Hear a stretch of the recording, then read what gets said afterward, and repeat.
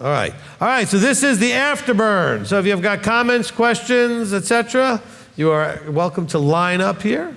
Okay, if you're online, start typing in. We got our Shamash team in the back there. And so they will be reading your questions and comments over the mic. Shamash, Kurt, to be fair, what I might do is take 3 or 4 here and then go back and forth a little bit.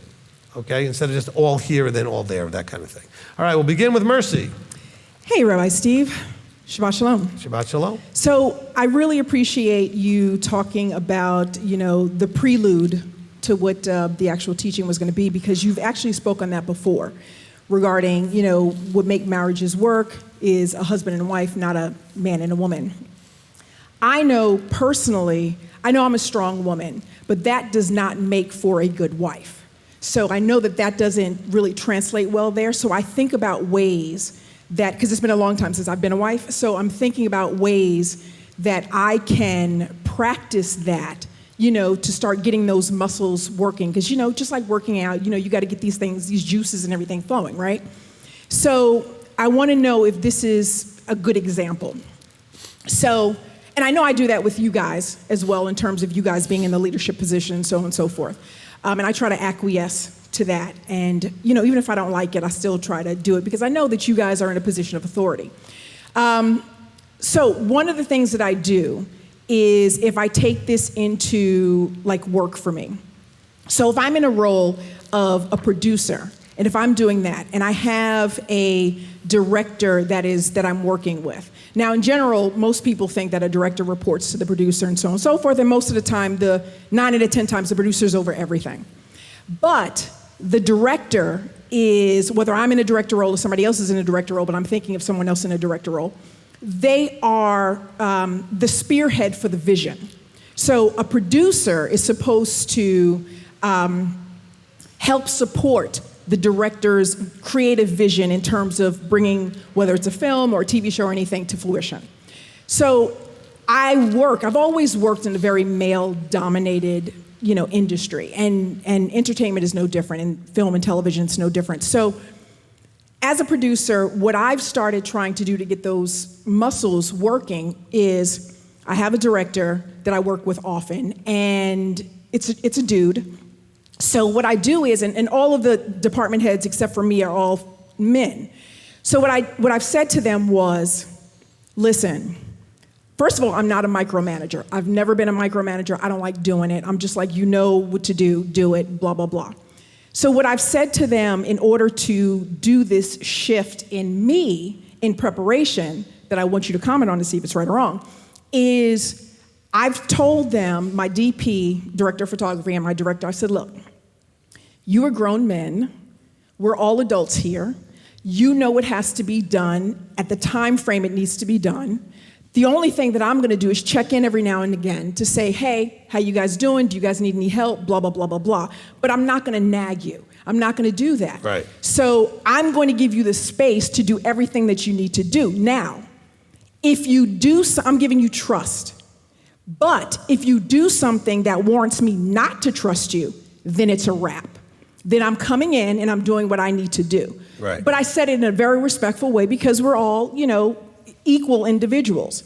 So that's what I've been trying to do. I don't know if that's good or bad or, so what are your thoughts on that? Okay, so first of all, no, it's very good, but it's really and it's not wrong in this case, but in this case, because of the way the vertical is, you're exemplifying, and I want all the men to pay attention, the male role, okay? The male role should be to provide the space and trust for those creatively like their spouses to do the things that are needed to do, to check in on them. However, if something's going really sideways, to step in and make it a wrap, so to speak, okay? So that would be the male role, okay? So that you express that very nicely. You shouldn't micromanage. Men, stop micromanaging your spouses, okay? So from that point of view, yes, but that's because the role you're in that vertical is above them. So you're doing that correctly, okay? I don't know if that gives you a chance to practice the other side of it so much, but it is the side that the husband would have or the man would have to say, okay, I provide the funds and the safety, and because the producer is dealing with the purse and making sure that everything's on schedule and all of that. Look, you can ask my wife. My wife has a vision for what the house might look like and the furniture might look like, and I don't need to get all involved in all of that. So, but I give her the finances to do it, tell her what her budget is, and I give her the space to do those kind of things, right? Just like you're making a production of a show or a film, and you're giving the director with their vision what they need to make that happen, okay? And telling them this is your budget, this is what you can spend, this is what we have, and how it all and this is the time frame it has to get done in. And so that, everything you said is perfect from the you above point of view. Okay, I know you were hoping it was the other way around. It was. I know. I was. However, the good news is that whenever you've worked with me, you know, you've received the guidance and the counseling without backtalk, without any problem. So you've done the female role well when you've come for guidance, since I know you it's been a couple years now. And I've often had you in situations where I've said things you really were not pleased with, but you handled them appropriately, and you trusted, like when I told you to come anyway, when you didn't have the job worked out and everything else, okay? I mean, there were just things where when we talked together, you were able to receive. Now, you had a voice.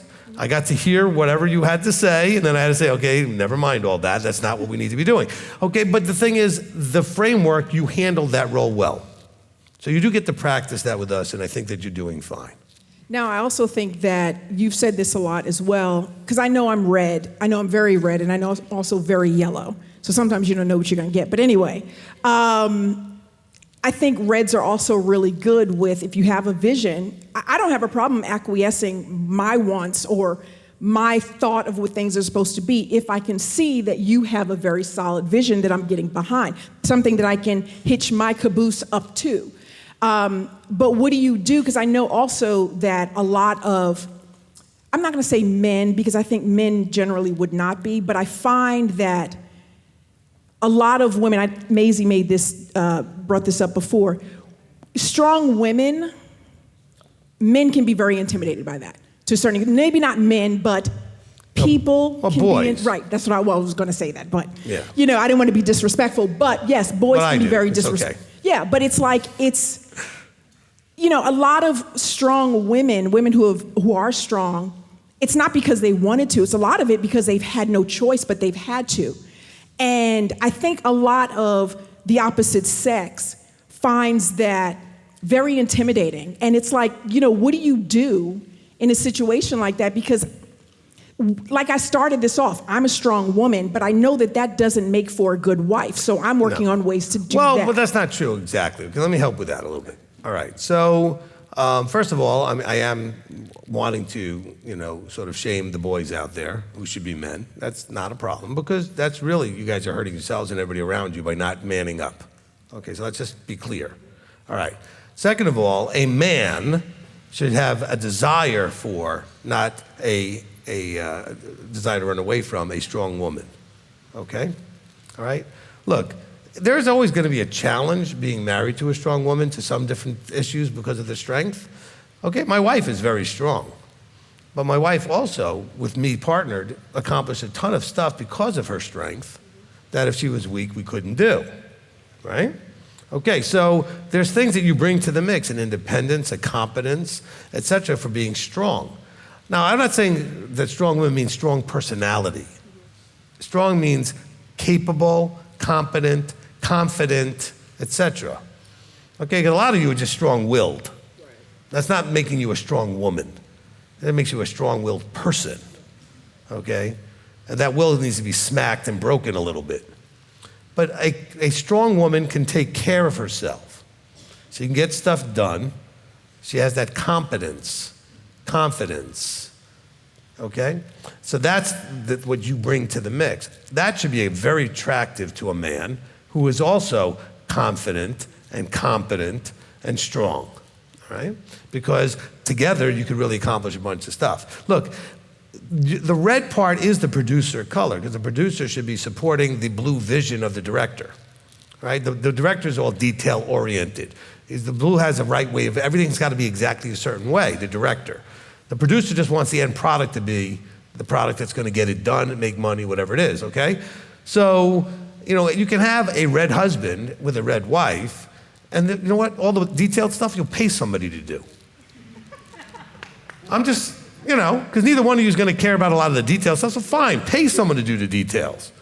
What do you think about the garden? I don't care. What do you think about the garden? I don't care. Let's get somebody to do landscaping. I'm just saying, because you're not going to care. Well, we need to do something with the landscaping. Good. Find somebody. We'll hire them. Let them do it. Okay? They'll make a pitch, and we'll go, yeah, that'll work. Fine. Who cares? And it'll get done. Okay? This is for all you red ladies out there that are strong, etc. Fine. Go find yourself a red man who's going to be strong, and he'll appreciate you and not need any of that kind of stuff. You find yourself a really very blue man, you'll both go nuts. Okay? Because he will not be able to handle your redness, and he will drive you insane. So that's again why we do the personality stuff, okay? A strong red woman married to a very white or very blue man, those color codes, not skin color, okay? All right? She's going to want to kill him, okay? White, even worse than red, okay? Because he's going to move at the speed of a snail, and you want to move at the speed of sound, and it's not going to work, okay? And so, yeah, the personality stuff is important. So don't be surprised when you marry someone and your colors are really part of what's causing your problem, your personalities. You should know what you're getting, okay? And the last thing I just want to say is and I told you I wasn't going to do this, but I really appreciate you. And the reason why I appreciate you is because you have been a leader. Oh, man.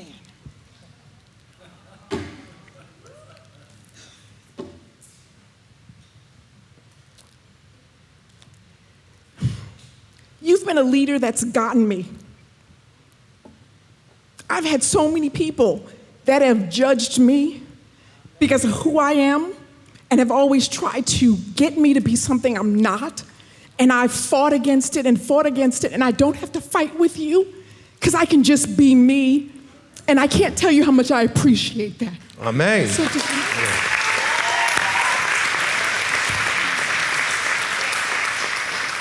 Amen. Amen. Thank you, Mercy. I really appreciate it. Look, that is the role in the vertical, okay, is to provide, remember men, I told you this, you're to provide safe space for the woman to be able to become everything that she can become. Which means you have to not be trying to make her something into whatever your image is, okay? But provide her with that space to become everything she can become. Give her that freedom. Don't control your wives, okay? But wives don't be out of control either. What I'm saying is, but let them be who and what they are. Otherwise, why'd you marry them? You marry them to change. Ladies, don't marry a man to change him either. People do not change like you think they would. They might grow, but they really don't change dramatically. Okay, you don't marry someone with a white personality and all of a sudden they become red, or a blue personality and all of a sudden they become yellow, whatever. People don't do that much. I know some of you thought, well, when I was younger, I was this way, that way, but that's part of a, 30 or 40 year journey, okay, out of a childhood now as an adult. But pretty much you are what you are, and you gotta work within the framework of that.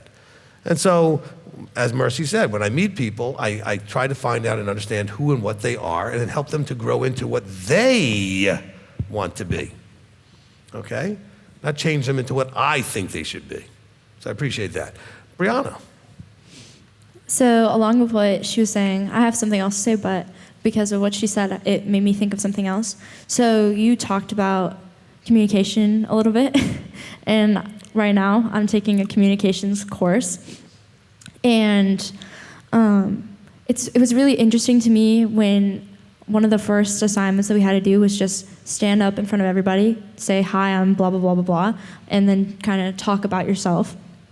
And a lot of the women, or the girls in the class, mostly said things similar to me, which shocked me because I haven't really been around a lot of girls in the world, but they were like working 2 jobs, had driven an hour or 45 minutes to get there, and it's pretty early in the morning, and they were saying how they're trying to balance how work and life, and they have a lot on their plates. And most of the boys were saying, oh, I struggle with being lazy, I'm a bum, I have procrastination issues.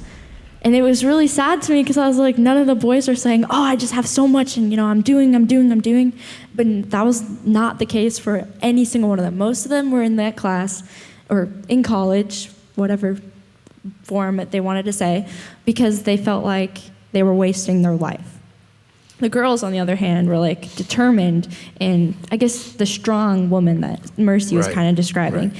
I just didn't realize how much of that is going on right now. It's crazy. No, it's the weakness that I talk about, and also all of the red boys are not in communication class.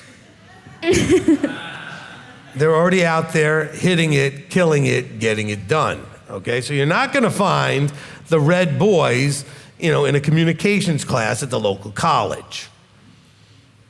Not happening. Okay. Most of them are much older too, like in their late 20s. And I keep telling everybody, you don't want to, maybe you want to accept it or not. I keep telling everybody how weak it's getting out there. And here's the thing about the ladies. All right, I want to explain to you why what she experienced is true. Most women, okay, have two things in their, I'm going to say to their favor in some situations, to their, challenge in another, is that most women, okay, number one, are blue. Blues get things done. Whether they like it or not, it has to get done, they get it done, okay? They get it done. They take it all on themselves, okay? And that's why also there's a lot of usurping going on, because if the lazy man isn't going to do it, the lady feels she has to, so she'll jump in and do it. So that's to their credit, but discredit, because it also disempowers the men from owning their obligation, because you're going to go ahead and take it away from the lazy guy who's very happy to let you do it. Oh, you want to do it? Fine, you do it. I'm going to sit back and do nothing. That's part of the problem, okay? See, reds are not the ones who are diligently out there doing. They're creating, and finding people to do. That keeps us very busy, by the way, because we have usually 67 things we're creating at the same time, all right? Starting 15 different projects at the same time. But the getting it done, okay? The reds are not primarily trying to work 3 or 4 jobs. They created 4 or 5 side hustles trying to make them into businesses. The blues are going to take on all what they have to make their plate as full as because they have to get it done. So yes, this is exactly why you're going to hear what you heard. Well, it's not just that the fact that they aren't working as many jobs, it's the fact that they're saying, well, I'm a pretty lazy person. No, I'm saying, but they're not, if they were actually, blue guys just get, I don't know what they do. Okay, these are mostly, I'm going to guess, white yellows, yellow whites, and that kind of thing, okay? And they're probably at home most of the time playing video games and doing nothing. And that's really what the men have. Look, we did I should have done a survey when we gave out all the color codes to see what the body of m.t.o.i looks like color-wise. But, we had a leadership class that I did like 8 years ago or something like that. And I had everybody do the color code test. And out of 25 or so men in the class, okay, almost every guy, except for like 3 or 4, okay, 20-something guys were white, blue, or blue-white as their 2 colors. All of them. And they're all struggling. We had like 3 reds and 1 yellow, okay? Everybody else was white, blue, or blue-white. And those are the ones who are now sitting in communications class telling you that they're struggling and they're lazy, okay? It's where they are. And that's really the problem. I think, the red personality is just becoming rarer and rarer. The people, as far as with the men, they're just not out there getting it done. But you know what? You take like we see in this country. People don't like the few red guys that are out there. Okay? You know what? You know why people didn't like Donald Trump? Because he was red. Not because of this, that, and every other thing everybody wants to point at. They didn't know what to do with a red president. Because everything they did say, well, he's so angry. No, he's just red. He could care less. Well, why is he always tweeting? Because he thinks it's funny. He's red yellow. He's being a wise guy. But nobody knew what to do with him because you have all these white, blue, and blue-white presidents. Okay? You finally get a red one in there, they had no idea what to do with that. And all these other big executives, they don't know what to do with because they're red. Take Elon. Elon's red. He could care less about most things. He's got his fingers in 57 different things. They don't know what to do with him. Jeff Bezos, same thing. All these guys who made all this money mostly because they're red. okay? And they went out there and they came up with, and they sparked things to happen and got a bunch of blue people to do it, all right? I don't want to say that like that's a mean thing. Okay, the blues get paid very well to do what they do, and they like doing the work that they do. Reds can't be sitting there bogged down with one thing to do. I've got it started and launched, good. Now I got to move on to the next one. It's not interesting to me anymore, okay? You guys in the blues are interested until it's perfect. And since it never will be, we keep you very busy. All right, Brianna? Okay, so now to what I was actually going to say. So the intro to today's teaching, you reintroduced the roles, and then you said that you have to be a wife or you have to be a husband. So then I wrote this, and then you basically said this, but I want to say it again because I think people really need to hear what you said, because it might have just went right over their heads. But physical variables, as in like having a baby or being a newlywed, should not, it does not make you a wife or a mother or a husband and a father, because your essence of what you are has to become that role. So taking it in a different way, if that, like having a husband or a wife or having a baby doesn't really make you that role, then doesn't that mean you don't have to wait, you don't have to, because a lot of people say, oh, I'm just waiting to find the right person, or, you might not be ready to become a mother. Or being an adult, you might not be ready for that because you're still a teenager, but that doesn't mean you can't become that before to be prepared. Yeah, okay. Does that make sense? I understand what you're trying to say. And for everybody watching, this is my very beautiful daughter who I'm proud of. Okay. Look, the essence of what you're saying is true. Some of it's very hard to do without someone to practice it with, though, okay? It's very hard to understand and practice wife when you're single. You can start developing some of the skill sets, kind of getting ready for it, okay? Same thing with getting ready for the idea of what to do as a mother or a father when you have a child. Before you have a child, you can start preparing, but nothing really prepares you fully for something until you have that experience, okay? Which I tell people all the time, you really don't know the person you're marrying until you're actually married, because that dynamic is different, okay? But as far as putting on the hat and the roles, look, this works. You can ask Elder. He was a police officer at one point. He had to have a different head than when he went home and was with his wife or with his kids, when he had the police officer hat on. Some of you are in the medical profession, same thing. You can't walk into the hospital and have the same head on that you had and mindset that you had when you were at home with your family, okay?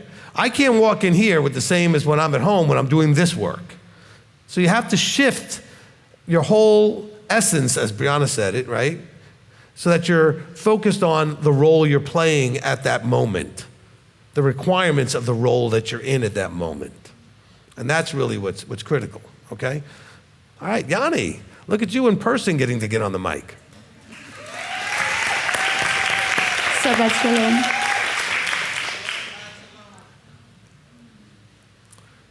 Hey, Toto, we're not in Denmark anymore. Okay, I don't know where that came from, but anyway. I'm one of the leaders, a congregation of I got to put it right by your mouth. We got to teach you how this works here. Okay, good. I'm one of the leaders in a congregation of one. In Denmark, there you go. You're the congregation of one. All right, go ahead. I have questions about the bride. You went to Revelation. You say, we are the bride, and we are to get ready. But when I read Revelation, I also read that Jerusalem is the bride. That's a city. And Zion. Look, there's a lot of things that are being linked together with the bride, and then there's the guests and the wedding and all that. Look, we're not getting into that part of Revelation at the moment.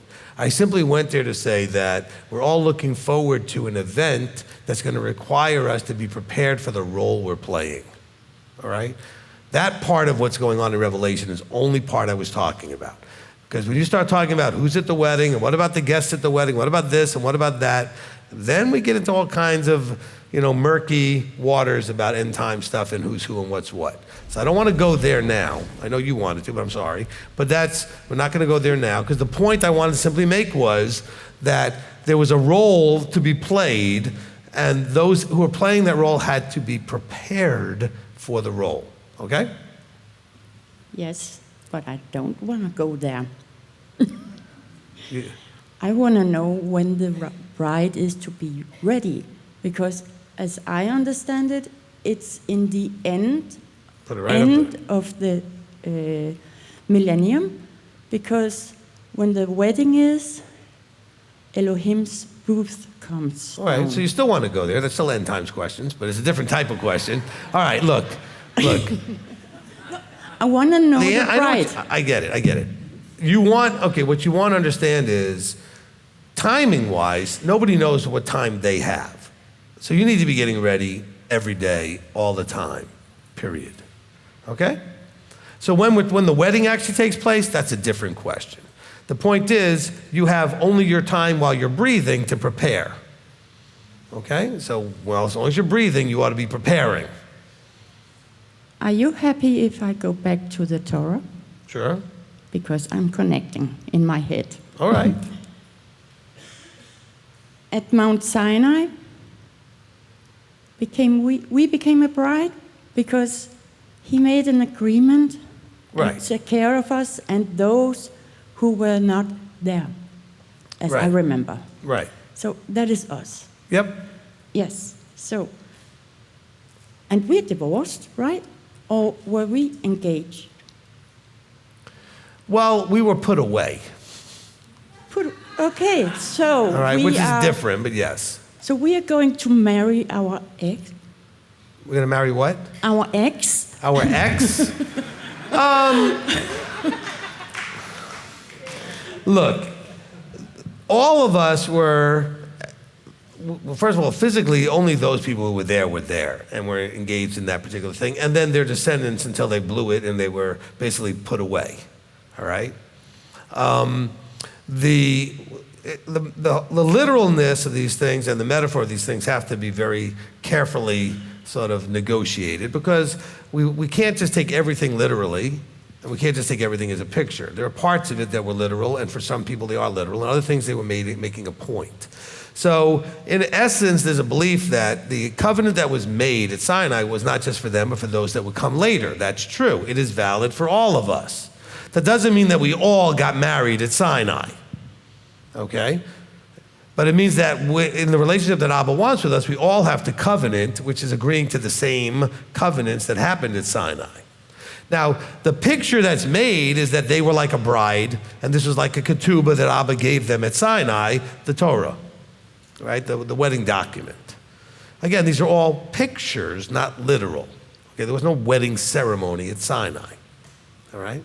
Okay, Pete?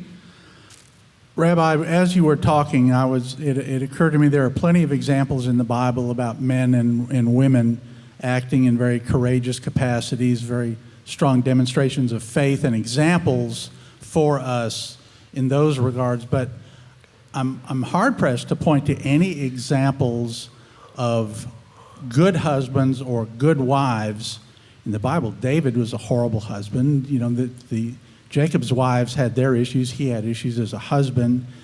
And I'm wondering if you can, why is that, for one? And secondly, can you... Because we're terrible at this. So were they. So do we have to, I mean, are we having to kind of make this up as we go along, or follow those teachings and what you talked about today and figure it out for ourselves? Or are there any even limited examples of proper husbands and proper wives in the Bible that we can point to as examples of how we should be? All right. The legendary Isaac and Rebekah seem to be great examples, but yet they don't ever tell us anything about their relationship. Okay, there's almost nothing written about those two. Mostly it's about Abraham, and then it gets to be about Jacob. Not a whole lot about Isaac, okay? But the way the sages write it and talk about it, you know, their perfect love match and everything was just for legendary status. So what you're looking for, though, is some sort of actual examples of seeing them act out those roles in a good way. We just don't have that. Okay, we really don't have that in any abundance. And that's probably because that's to let us know that the problem we have today was the problem they had then. You know, we just don't have a lot of really good examples, okay? It's sad, but it's the reality, okay? So I think what I'd like to hear more out of in this teaching series would be concrete examples of specific situations and how we should behave. Because I can think of plenty of poor examples. My own parents got divorced. My dad was an alcoholic, and my mom had her issues. I love them both dearly. Right. But I think many of us in this room can point to our parents as not real good examples of a marriage. Right. I can't give you that, but I'm giving it to you in a different way. I'm giving you concrete examples of situations, and this is how the husband should behave or the wife should behave. So I'm trying to cover, and I'm looking that way because that's where Pete sat down. Okay, I'm trying to cover giving you the examples of in real life situations, this would be the right way that the man should have, or the husband should have behaved. And this is what the wife should have done in the situation. That's the only concrete thing I can give you, right? And all too often I'll use my life and my wife, which she doesn't really like, and I apologize for that, but that's the one I know the best, so what can I do, right? But the thing is, you need to know that I just don't have much to pull out of here to show you, okay, out of the scriptures. So I'm left with taking life today, taking situations you're all familiar with and saying, this is how a good husband would handle that, this is how a good wife would handle that, or a good father or a good mother, etc. That's the best I can give you, all right? All right, we're gonna go to live stream, then we're gonna come back to you, Janet, okay? Because I did tell Kurt we were gonna go to stream and then I forgot. That was half an hour ago, so. All right. Mercedes Raquel, Titus 2:7. My husband being non-Torah observant, how do I teach my stepchildren to walk these out while he constantly behaves in direct opposition? All right. You parents are not going to like this. I say this a lot, and it seems to be, I'm not saying Mercedes has heard me say it before, maybe she hasn't, but I say this a lot. Stop worrying about the children. Stop forcing them. Live the example, let them see it, because I can promise you that what you're doing is not making the difference you think it is, okay? I got a lot of people, I had a conversation with someone earlier who got more than one child, like I do. Guess what?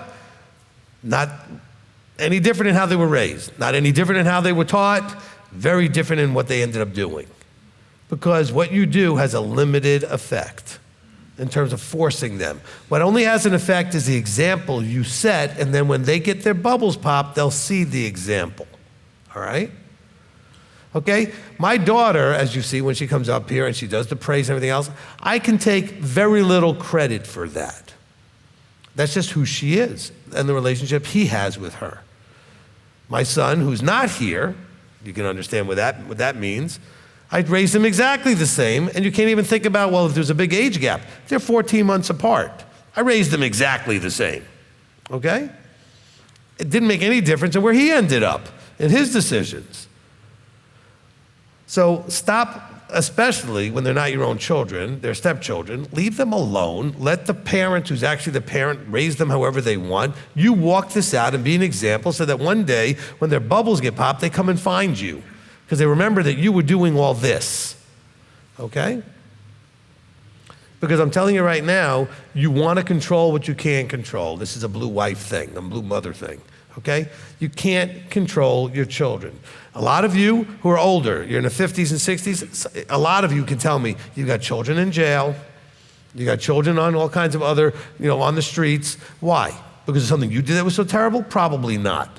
It's them. Not all your children end up in those places because it's not you, okay? Maybe you were a terrible parent, but still you have children that some of them figured it out on their own and others that didn't. You can't blame you for all of that or own that it's your responsibility. Oh, but it says raise up a child and blah, blah, blah. Look, that doesn't mean that you have to force this stuff on them. Remember, raise up a child was when Israel was a community living together in the land. So raising up a child in the way they should go when everybody around you is doing the same thing is a little different than when your child walks 5 seconds away from you and they're exposed to everything the world has to offer. Okay? You can't compare these things. So no, I'm not going to sound like every other, preacher that, I was going to say another word, but every other preacher that's out there that's going to tell you, oh no, you need to force this. Look, there's people in the same town that are teaching that literally saying, you need to take those children, you need to do. It makes no difference. What makes a difference is you have to live this with integrity, and they have to see what it looks like. Why would they want this if it's not attractive when it doesn't work for you? Show them it works for you. It may be attractive when their life is crap and they don't know what else to do, and they realize you fixed yours by doing this. Then they'll see something. Okay? I don't make children come to services. My son turned 18. The day he turned 18, I told him, you don't have to come. Matter of fact, I told him that even when he was a little bit younger than that. So you don't have to come. I'd like you to come, but I'm not forcing you. You need to do what you need to do. Okay? And you have to allow them that space. You cannot control this. So when it says, how do I teach my stepchildren? Walk it out. You don't teach them to walk it out. They're not even your children. I know you think they are, but they're not. They know they're not. There's some little element underneath, no matter how much they call you mom, that they know you're not. Okay? And so don't own that responsibility. Do the best you can. Advise them. You know what I always did with my son? I told him, whatever this thing you just did is, I think that was very dumb. I think you shouldn't do it. I think it's bad. It's going to lead to some bad places. I advise. I can't force. All that's going to get you is a backlash of whipping the other way even harder. Anybody familiar with what a PK is? Yeah, like everybody. What's a PK? Preacher's kid. What kind of life do they usually have as teenagers and young adults? The worst, wildest junk you ever saw, right? Because the preacher's kid was restricted so much because, oh my gosh, the public might know that and they lash out the other direction. I'm not saying my son necessarily did that because I wasn't restrictive on him. I'm just saying but that's what you do the more you try to force the child. The minute they get freedom, they're going to run the other direction as fast as they can. Forcing the child does nothing. I am so proud of my daughter, but all of it was her choice. All of it. She's not been forced to do anything. This is what she has a relationship with and what she wants to do. Next question. I know that was hard to hear, but you got to receive that. Okay. Olivia Dirth, Shalom Rabbi, does not knowing what Yahweh has told us in our role in marriage, respect, submit, etc., does this break covenant or say whether we're staying on his path? Does this breach Yah, us, or both? Kind of mouthful. I don't know if you can see it up there. I can see it. It doesn't make any sense. Okay, so it says does not doing. Okay, so not doing. Okay, I get it now.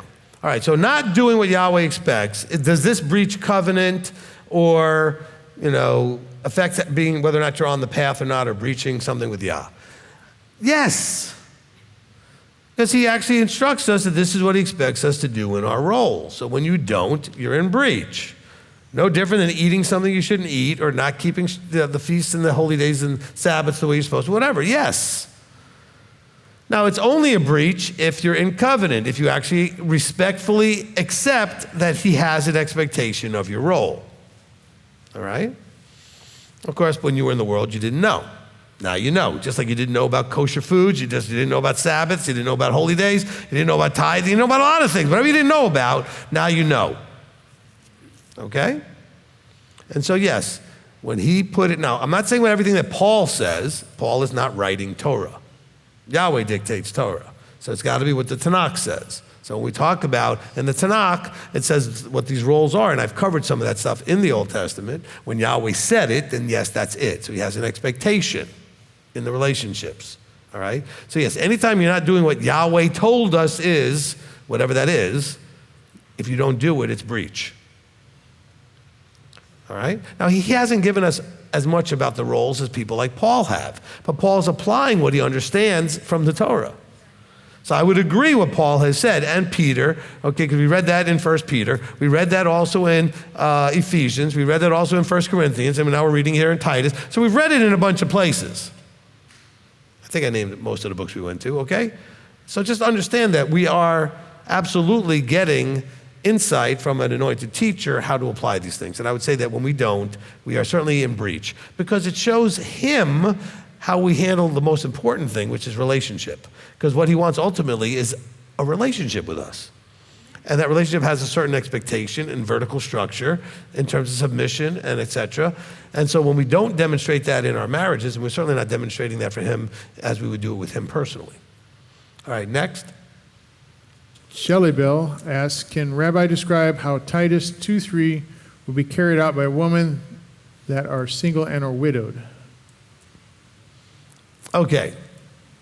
I didn't think I had to explain this, but I'll explain this. Verse 3, the older women likewise are to be set apart in behavior, not slanderers, etc., and then they're going to train up the younger women. Okay?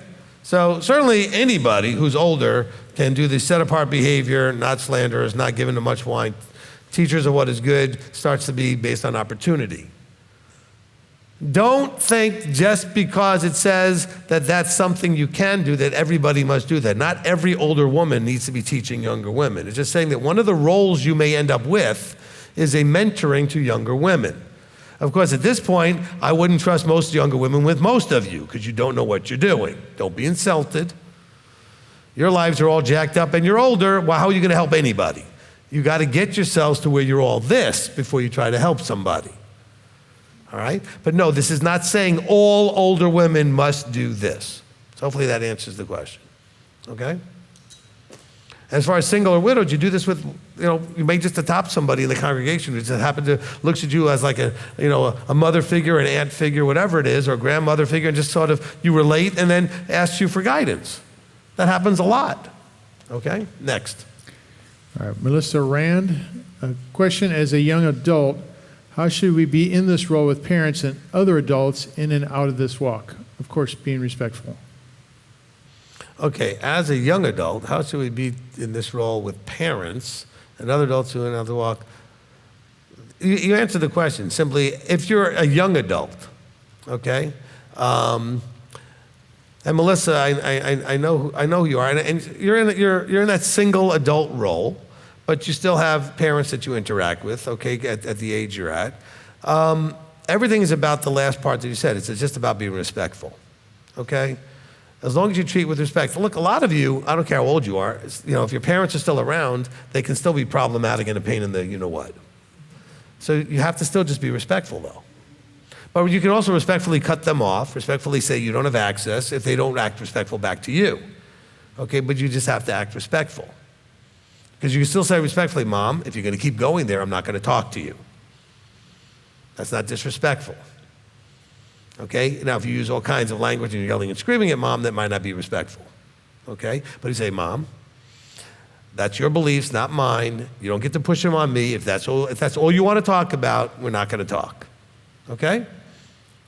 You just have to be able to do those kind of things. But respect is the key, Melissa. Okay, next. All right, Mary Wallen asks, how does one recover their confidence once they've lost it? I think we have some in the lost and found. Ask Marlene.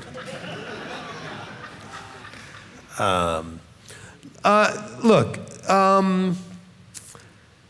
if you've lost your confidence, then you need to go and do what I've talked about. Anything. It could be depression, it could be autism, it could be any kind of anxiety, it could be whatever, any kind of disorder, psychological and emotional type of thing. Become an expert, find out how the people out there have treated this in the past and been successful.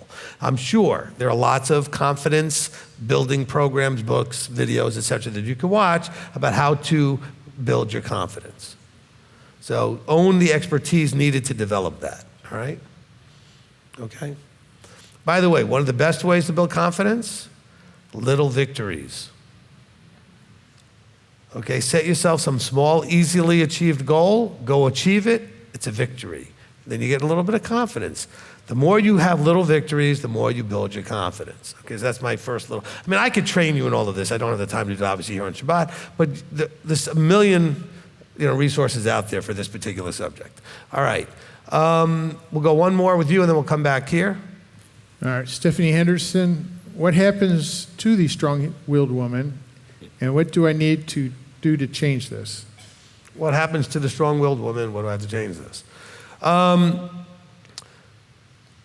you have to first recognize, if you are a strong-willed woman, that you are a strong-willed woman. Then secondly, you have to desire to rein that in and get it under control, all right? And so life is going to keep smacking you until you figure this out. That's what Yahweh says to the Israelites. They were very strong-willed. Stiff-necked is strong-willed, okay? And so he's going to keep allowing life to blow up in your face until you finally realize you need to stop it, that you are the problem. And so you have to break that will from running your life and your world and have strength in other areas than just this will, all right? Stubborn, self-sovereign, strong-willed. Okay, this is not being a strong person. This is a negative thing, okay? All right? Now, you can have a strength of will to achieve or to level up or to, that's different. When we talk about strong-willed, we're talking about a negative thing. You know, we look at a kid who just won't listen. Oh, that kid is strong-willed. You know what that kid needs? Life to break him. You know what you need as an adult? Life to break you. What do you think they do when they go into the army? Well, maybe they used to. I don't know what they do anymore. The first thing you used to do is throw you through boot camp to break your will. It was all designed to get you past. They would call you every name in the book so that you couldn't be offended anymore. So words wouldn't hurt you. They got you through all of your baby emotional stuff by being brutal to you. Okay? Because you walk in there, nobody talks to me that way. Oh yeah? Watch how I talk to you. Let's see how much dirt you eat until you get over that. See, you're strong-willed because nothing has broken you enough to realize I need to let that go. Okay? Strong-willed means you're being strong in an area that you should not be strong in. And probably also you're not being strong in an area you should be strong in. And probably actually, you know what? That's probably where the strong-willed problem comes from. It's your defense mechanism to not deal with what you should deal with. Ooh. Use that in your next counseling. I pointed at Janet. So, look, because I think that's the problem with people. Well, I'm all strong, all that bluster is so that you can defend not dealing with something. There's the truth for you. Okay? Stephanie, whatever you're strong-willed about is because you're using it to prevent yourself from having to deal with something. It's your defense mechanism, it's your shield that's getting in the way. By the way, for a lot of you, that's why you won't come and talk to me.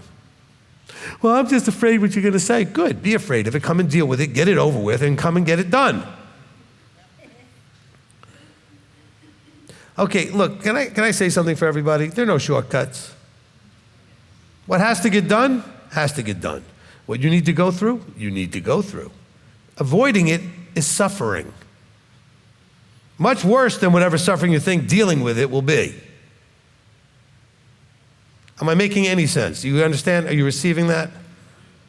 You guys need to stop avoiding what cannot be avoided if you want to get where you want to go. That was an interesting sentence. All right?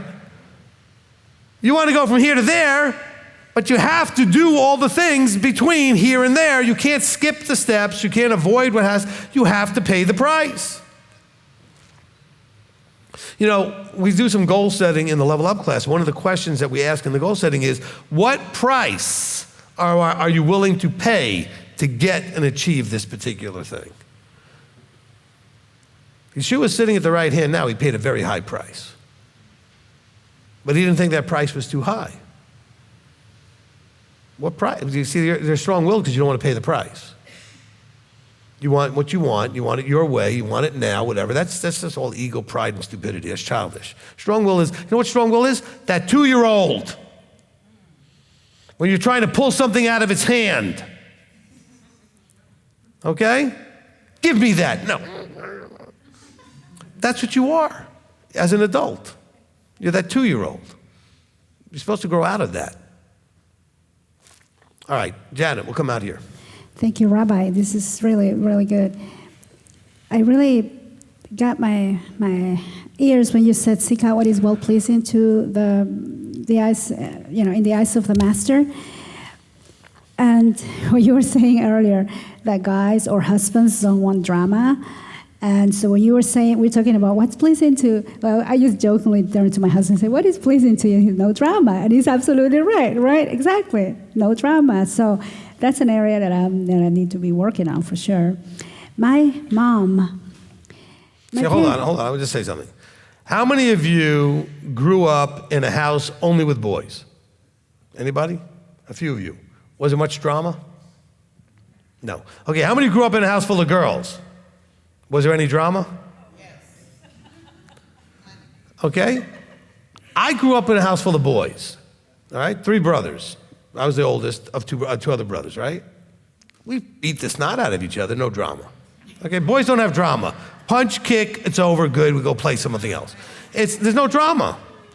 There's no, they hurt my feelings. No, none of that's happening, okay? All right? And then after the punch, kick, and everything else, now we're off playing together again anyway.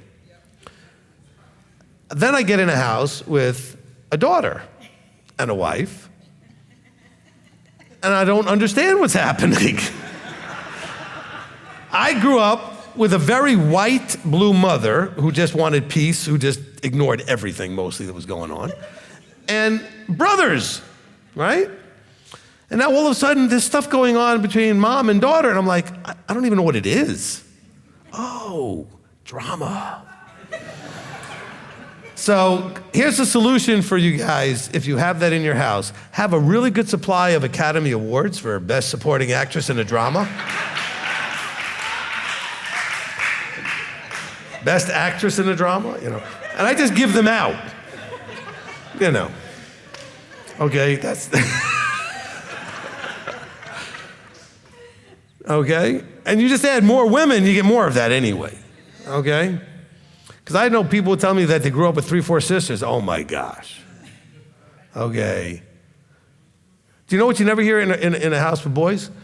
You took my clothes. Oh, girl, oh, forget it. One sister grabs another sister's clothing. I mean, it's, you know, it's on, right? It's on. You know, boy could care less, you know. Boy's just laughing because he didn't wash it anyway. Joke's on you, I just stuck it in the drawer without washing it. The boy's laughing, the brother's like, what are you laughing at? I wore that last week, just stuck it in the drawer.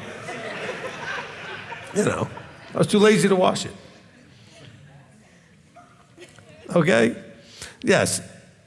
It's just the difference between men and women, okay? And again, I'm not picking on the ladies necessarily. The guys have a different bunch of junk where they just break things and throw things, whatever. So it's a different problem. But if you're asking a guy, the thing we don't want, because we can't relate to it, it's not even just anything else, is the drama, which is all that high emotional stuff that goes on in a negative way. Like everybody's whining, complaining, and upset about something. Feelings are hurt everywhere. Okay, boys don't get their feelings hurt, they get their bodies hurt. Okay, I got a bruise to show you where I got hurt, okay? But emotions are what's getting hurt on the other side of it. All right, go ahead. So, I just so much appreciate you. You're just, I mean, your sense of humor, but just being so real with us, you know? My parents have been married for 55 years, I think, at this point. And now that I cannot have a conversation with my mom anymore, it hasn't happened for years, for 2 or 3 years. But I still remember some things that she used to tell me. And one of the things that she said to me is, always try to please your husband. And my parents didn't really fight. It wasn't a perfect marriage, but it was a good marriage. They're still married. So when I was reading starting on verse 3, when he said that the older women likewise are to be set apart in behavior, not slanders, and all that. And then it said, in order for them to train the young women to love their husbands. So the training is it's not about telling them, I mean, my mom did tell me, but also show it. So it's about what you do, right? Because well, some of it they should be able to see, but some of it is when you sit down and say, so this is how you do it. You talk to your husband, you observe, you pay. I mean, you give guidance, because they can't always see the things you do that are pleasing to your husband, because they're done. I'm not even talking about like sexual stuff or anything. It's happening in private, stuff you're doing at home where other people don't get to see. Little things that make him happy, right? That are not a big deal, but nobody's going to see it either because it's happening at the house, right? Okay? So there are things like, I talk about it in public, but if I didn't, you would never know, like how I let my wife have the remote most of the time to watch whatever she wants. Who's gonna know that unless I tell them, right? So I might tell somebody, if I'm talking to a husband, hey, why don't you just let your wife do that or do this? I mean, these are things I do that, find out the things that she likes to do that you really don't care too much either way, or shouldn't really care either way, let her do it, Those are the kinds of things. So you can guide not only by example, because a lot of it they won't be able to see, right? And Rabbi, I just have one question about 5. When it says, to be sensible, blameless, all that, in order that the word of Elohim is not evil spoken of. So this is more about our testimony. I know you don't like the word testimony, but our, how we're really like exhibiting Yahweh in our lives and with our behavior. So when it says that the word of Elohim is not evil spoken of by who? Like by the people watching? Well, yeah, it says people watching, yes. But not everybody knows Elohim. So it was more about our community, or? Well, no, it's about, look, at some point people become aware that you're different, and then they find out you're different because of your beliefs. Then they're going to watch what you do, and they're going to assume that whatever you're doing is because of those beliefs. And when you start doing things that actually embarrass Yahweh because they're not really part of the beliefs, but that's what people are going to think, that's where the problem comes in, okay? And so that's where you have to be aware and you have to be careful. I mean, this is important that we understand that. Look, there's a law, okay? I mean, a universal law, not like when it's actually in Torah necessarily, okay? I mean, there's those laws like the laws of physics and the laws of biology and there's laws that are not written in Torah, but they're laws of the way the Creator made things, right? There's just laws. Well, there is a law, I think, that exists that if you're dealing with a man, not a boy, all right? If you find ways to please that man, it will automatically cause him to figure out how to please you. Because women think, well, he doesn't do anything. What do you do for him? Well, what makes you think he's going to do anything for me? I'm just telling you, it's a law. The man, if he's pleased, will start thinking about what can I do for you. Any nods from the guys? Am I right? Okay. And the ladies thinking, well, why do I need to do that? Why can't? Because that's the universal law. Please your man, not boy. You please a boy, he's just going to sit back and do nothing. Please your man, and your man will look for ways to please you. All right? I'm just mentioning that real quickly. Please him, and then he'll. So, and that's what Janet was kind of bringing out. I just wanted to kind of bring that out. That I think that's like a universal law. Because then the wife would be like, well, why wouldn't you just do these things anyway? I don't know. It's our way we're made. Please us, and we're going to go out and kill ourselves to figure out how to please you so we get more of that stuff you pleased us with, and whatever it is, it kind of makes the cycle just go on in a nice way. All right? But irritate us, don't please us, and we're not going to do anything for you.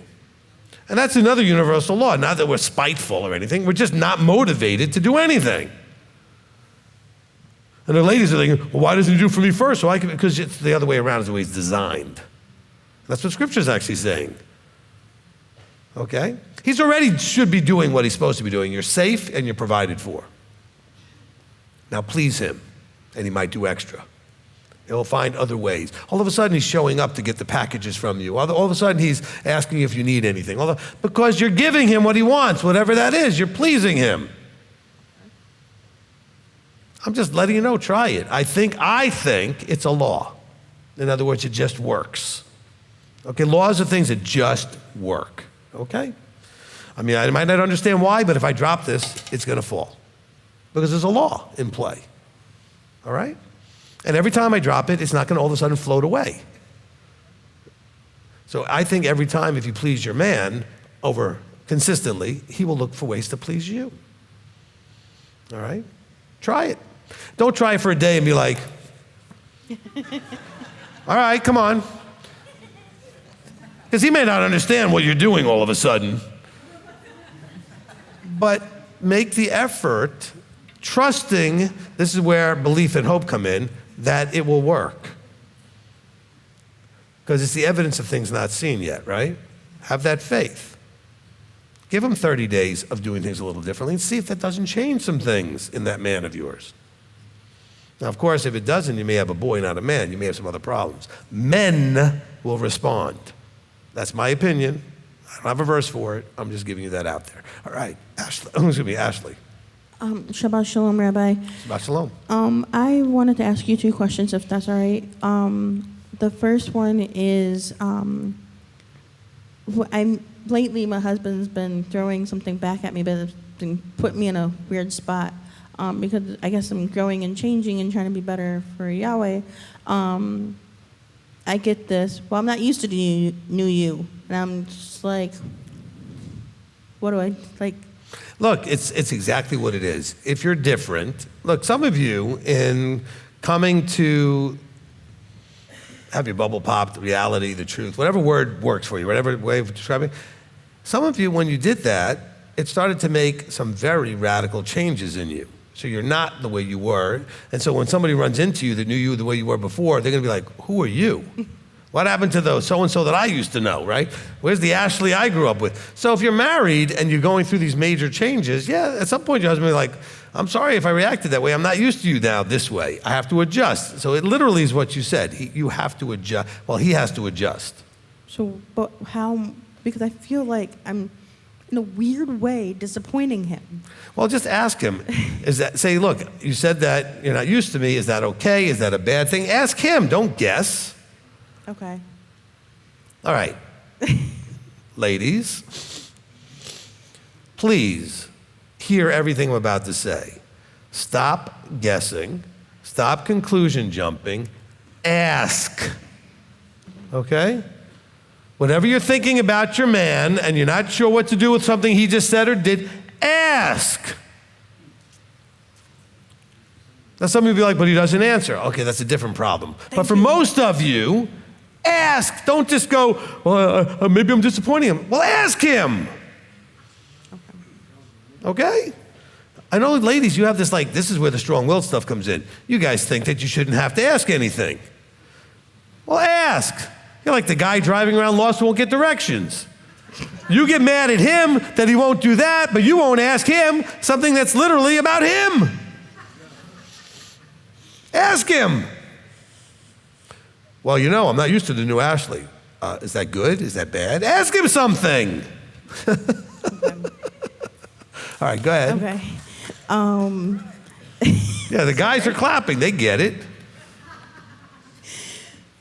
Sorry. And then my second question is, and this may not be the place for it, so please forgive me, because you touched on children. So I'm looking at verse 5 and verse 7. I've been wanting to make, and this is how I act in my fashion, is when I realize something needs to change, I just change it, like rip up the Band-Aid and just do it.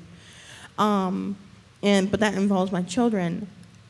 Would that be, knowing who my children are, would that be a good idea, or should I do it gradually? Because I don't do well with Okay, gradual hold on. This is a good question, all right? Everybody pay attention. If you are fast or slow, doesn't matter, and you're making changes, you always should be aware of the effect those changes might have on people around you, like in this case, your children. Don't change your speed because of them, but actually deal with them knowing that your speed may be a problem for them. In your case, because you're going so quickly, then know that that may have an effect on them, and then go and deal with them and help them understand the changes you're making. Okay. Don't do something that's not congruent with you, which is slow down when you normally just change the things you're changing. So change them, okay? But then realize not everybody around you is going to know what to do with all that. So then make sure you have a conversation with them and saying, hey, mom's made a few changes, so this is not happening anymore. This is the new thing that is going to be happening. Help them understand that, knowing that they're not going to necessarily receive the change as fast as you did. Okay. But don't change your speed just because of that. So if you need to change right now, then change right now. what do I do with the backlash that I get then from both my children? Well, why does anybody care about backlash from children? Is that the right word then? Whatever. No, it's the right word. Why do you care? I don't do or not do because my children will like it or not. Okay. So I'm going to have 2 donkeys. Okay. And if you have children that are flipping out because they don't like what you're doing, that's just too bad on them. They'll get over it. Okay. Okay? It's too many of you are too overly influenced by you're worried about what your children are going to do. I don't care. I don't know why you do. I only ask because I'm doing radical changes. That's fine. And bring them to me. They listen when I talk to them. Okay, I don't care. They don't want, you said that already, and they're like, no. No, they do. When I tell them knock it off, they knock it off. At least in my presence, they do. But the thing is, you need to stop being afraid of their reaction. It'll be short term until the new way of doing things they become used to, and you just have to deal with that. Radical change takes a while to adjust to. Okay. Okay? And for some, especially younger ones, it can maybe be a little bit more difficult, or really older ones. Boy, older ones take it worse than younger ones. Okay, you got somebody in their 70s or 80s and you're changing something radically, they're gonna flip out on you. Okay, worse than a kid does. What are you doing? I mean, my whole life, the kids only had a few years of life. This person's been around for forever, and all of a sudden you're changing radically. That doesn't fly very well. Okay, but you know what? Don't let that affect your choices to do or not do. Okay. Okay. Thank you very much. You're welcome. All right, Melissa. Shabbat Shalom. Shabbat Shalom. First of all, I want to thank you for being so truthful. Got to bring that right up to your mouth. I thank you for being truthful. And let's not in Torah, you said that anointed and appointed, they're anointed, they're not elected. And so this morning I was reading in Deuteronomy, and it was talking about when Moshe was going to die, and he told him to take Joshua to the tent of the anointed, and he would command him what to do. So I've been married 3 times, and I had pastors, but I have never had anointed or appointed. And I got married, but I didn't get husbands. I never had anybody I could trust. I mean, they were, as far as I'm concerned, they were fraudulent because they were emotionally detached. They were still in love with baby's mama. They were basically cons, and everything was about them, and I didn't know how to describe it except when I came here, you said self-sovereign. They were self-sovereign. Yep. So, Yahweh tried to warn me, but I thought it was my own thoughts, and I even went to Alaska 4,000 miles when I didn't listen, and I really screwed up and messed up. So when your red flags go up, listen, because you need to ask questions. How do you feel about your ex-wife? And if they're really bitter and angry, they're probably bitter and angry about women. If they say she's still my wife, or a lot of them say they consider their ex-wife still their family because of the children. Well, after my late husband, we got married, he still called his ex-wife his wife after 12 years. And I would be like, she's not your wife, I am. And they play these mind games between them. Right. And so, if you are emotionally detached and you cannot be a husband or a wife, and if you have long distance, like my late husband, he came to visit me long distance, but I didn't see him in his own element. Because like 2 days later, it didn't take 2 days after we married, I started seeing a different person than I saw him. And, if they want to have sex and you're not married, I'm not talking about counseling, but they touch you or want to have sex, you better show them the door right then and there. Take them in public, see if they have roving eyes, if they're watching somebody or they think he's hot or she's hot or whatever. Those are things that I was never taught. But now I know a con when I see one because, I've seen one and I can warn other people. So, there's a lot of people here that we're international, so you meet people. And so, you tell me I can't marry anybody that's not local, which is good. I'm trying to level up before I get married. I know what I'm doing and what I've been through. And a lot of it's just, I outlived everybody in my life, and I just had a birthday, which I'm grateful that Yahweh gave me a chance to, as old as I am, you always say don't question why you're so old. But so when you get in marriages and they're emotionally not there, then you get crushed. Your dreams, you give up your whole life to be one with them.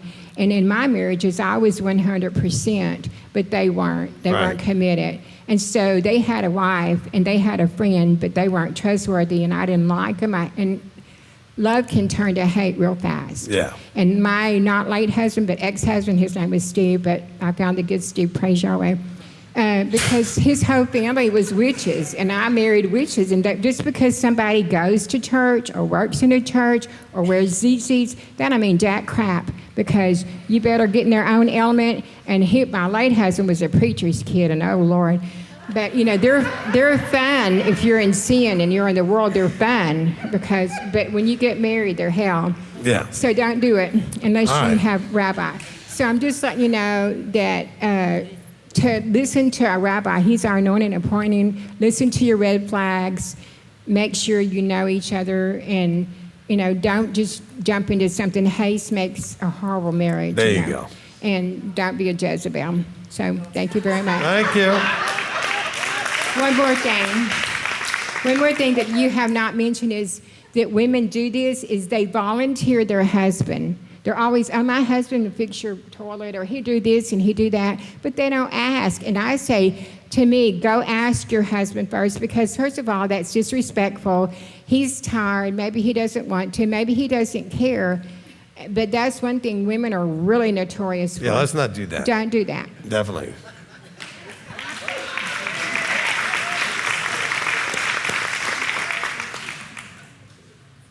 And it's always an interesting journey when Melissa comes up. Yes, thank you, Melissa.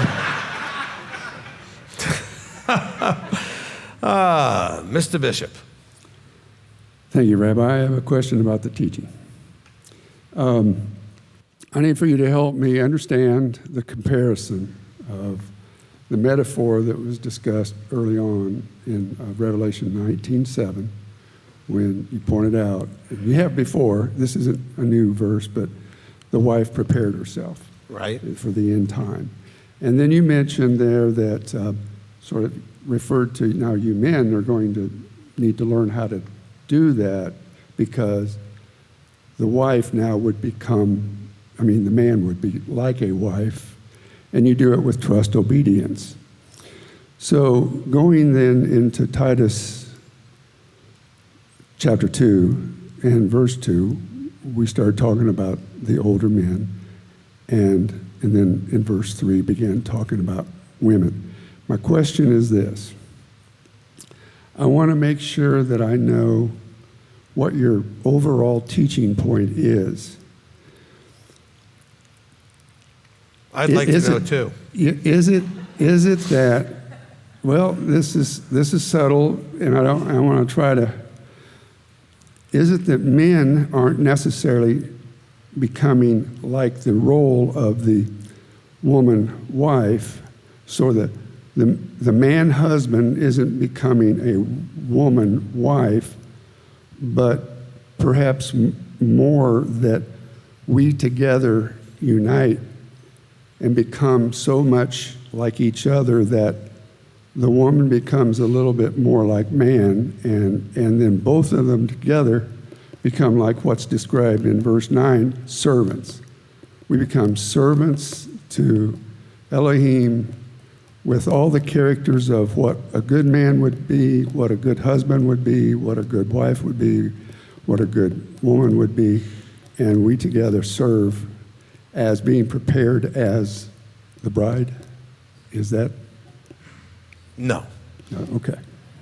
All glad I asked the question. Some of what you said I would agree with, but that wasn't really the point I was making. Look, the point that I think you're kind of trying to wrestle with was, I said that we all, because we're in the middle, have to work with some of the elements that we're being told, specifically dealing with a husband or a wife in those roles, but yet some of those elements are necessary whenever you are in a below position to someone above you.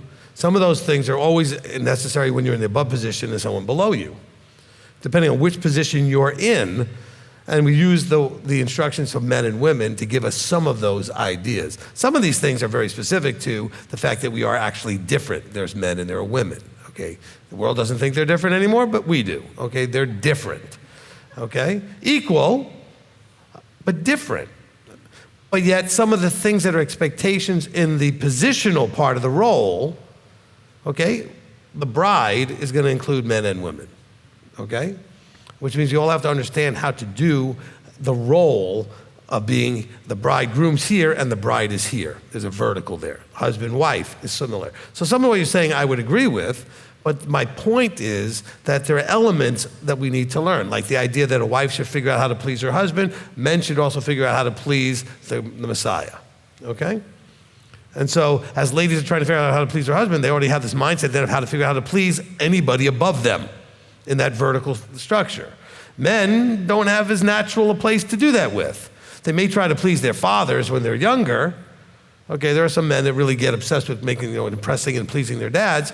But then where does that go from there? We have to be still looking to find those that we could be practicing these elements with. And so, I don't like the wording that would say that, well, the men are supposed to become more like the ladies in some way and the ladies are like men. No, but understand that there are elements of the roles being described here that are necessary based on your position, whether you're a man or a woman. Position in the vertical. If you're above and you're a woman and you have children, or you're above and you've got a young woman who you're mentoring, then you act in some ways like the man role in terms of you're dealing with someone who's below you. Okay, men, you may be below somebody, then you have to deal with some of those more wife or woman roles that normally would be for them that you would need to understand because you're in the below position. So it's really the positional stuff that I'm trying to help you understand. And all of us need to understand the elements of those positional things because all of us are above some and below others.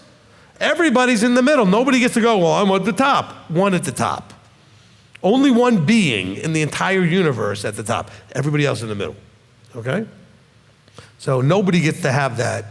So when it talks about things about the men, you know what? Look at when it talks about older men are to do these things. Okay, well, you know what? Maybe ladies need to pay attention to some of those things when you happen to be in an authority role, like Mercy, when she's working with all these men as a producer. Okay? Make sure you understand the expectations of the above position. So let's not genderize it so much, but there are certain responsibilities of the above position and of the below position, which can, by the way, reverse depending on who is in the position. You, as a woman, under your husband, are in the below position. You, above your children, now you're in the above position. You can't act towards your children the way you act towards your husband. And you can't act towards your husband the way you act towards your children. It works in either direction. You must absolutely maintain the aspects of the above vertical position with children and the below vertical position with your husband. And that's what we're talking about. Did that help? Yeah, that's perfect because that covers every situation. Good. I'm glad you gave me a chance to clarify that. All right. Because this is about positional things as much as it is the literal, okay? Which is why the structure of ministry is so important, even though so many are trying to eliminate it by just saying, well, we got the Spirit and we don't need anybody. But then how do you practice the positional preparation for the kingdom? The kingdom is going to be an absolute structure that you have to understand your role in the position in that structure. And all of you are going to have authority, and all of you are going to be under authority. That's really what it comes down to. You will have authority and be under authority. And you have to make sure you understand how to behave under authority. And look, if you were in the military, okay, and you're a sergeant, let's say you're a sergeant, you got people under you that you're dealing with, and all of a sudden a colonel walks in the room. You're not talking to that colonel the way you were talking to the privates. But the privates needed to talk to you like you talked to the colonel, because you're the sergeant. Did I get that right? Okay? I mean, this is what I've seen anyway, in military movies and stuff, just to see the way things. So that sergeant needs to be able to totally shift gears after totally being in that above position with the privates, and then the colonel walked in, he's like, okay. He's got to look just like those privates, jump when he says jump and do what he needs to do. You have to be able to wear either hat, knowing that you're in the middle. Okay? And even that colonel, all of a sudden a general walks in, he's acting like the other guy. You can't be, everybody thinks they're in charge until somebody higher shows up. Okay? By the way, that's one of my favorite things in a movie is the guy who thinks he's on top of everything until somebody with real power shows up and says, And then it's hysterical to watch that person go, because all they realize, they were like wielding all this power like I'm something until somebody walks in and steps on him and says, you little ant, get out of my way. You think you're something. Because there's real power and there's what you think is power. Okay, most of us are dealing with a lot of we think is power. There is really only one power. okay? And you don't have it. You don't get to wield it. He does, right? All right, Valentina, and you get to be last. So this teaching was really good. From the very first word you said, it caught my attention. I think one of the most important things that I learned today was when you said that women have to become wives. I've never heard that before. I've never even thought of it that way. And I'm just really grateful that I have you. I'm grateful to my parents, to Abba, that I'm here, at my age, that I didn't get married in the past, or that I didn't make a huge mistake like that, because I can't. And I have you for guidance, and it's just really, really good. And I also liked what you said about adulthood, going from a girl to a woman. You mentioned that briefly. You said that adulthood is really, you have to own every aspect of your life, and I'm starting to do that. I'm going to look for a car. I'm graduating in a few months, and there's a lot going on, but I'm grateful that I have a lot of support and help with that. So thank you so much. Oh, you're very welcome. Thank you so much.